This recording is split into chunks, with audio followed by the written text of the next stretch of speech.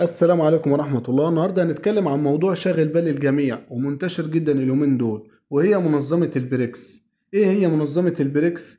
ومين هم الخمس أعضاء اللي انضموا فيها؟ وايه الهدف منها؟ وايه اللي هيعود على مصر والدول الأخرى بالانضمام ليها؟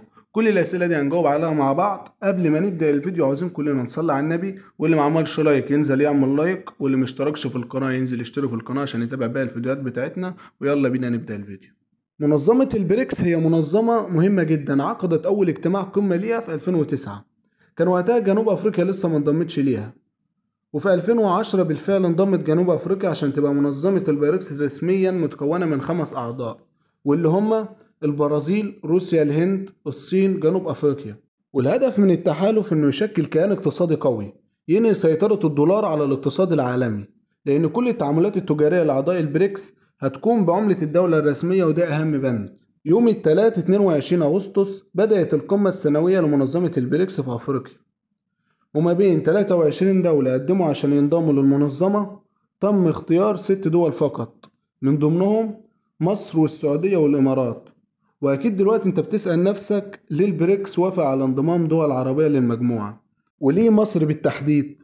منظمة بحجم البريكس مش هتوافق على ضم أي دولة إلا لو كانت متأكدة إنها تستفاد منها.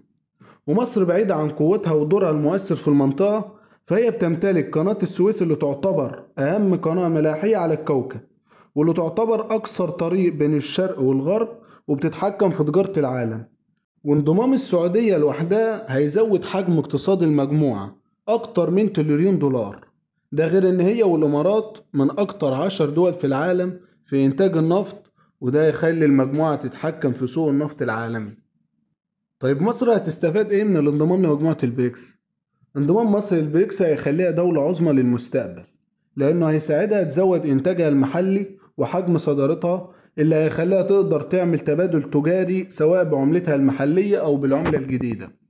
ده غير موضوع البريكس، عندهم صندوق نقدي اسمه بنك التنمية الجديد، أسسوه علشان ينافس صندوق البنك الدولي ويدعم المشاريع في البلاد المتعثرة.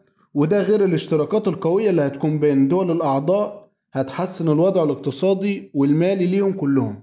ده باختصار جدا كل حاجة كنت محتاج تعرفها عن البريكس وعن انضمام مصر ليه. طب تفتكر البلاد دي هتنجح في تحقيق أهدافها؟